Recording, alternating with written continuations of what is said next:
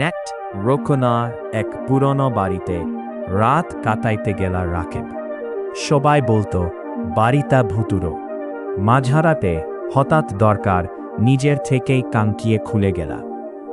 ঠান্ডা হাওয়া ঢুকে বাতি নিভে গেলা। অন্ধকারে সে শুনল কারোর ফিসফিস, এখানে কেন এসেছিস? রাকিব কাম্পা কাম্পা মোবাইলের আলো জ্বালাতেই দেখে দেওয়ালে ছায়া নড়ে সে। কিন্তু ঘরে কেউ নেই। তার পেছনে হালকা পায়ের শব্দ। ঘুরে তাকাতেই সাদা কাপড় পরা এক ছায়ামূর্তি তার সাথে। চোখ দুটো ঝুলছে। রাকিব চিৎকারতে গিয়েও পারল না। সকালে লোকজন এসে দেখে সে দরজার সামনে অজ্ঞান হয়ে পড়া আছে। মুখে আতঙ্ক জমে আছে এখনো।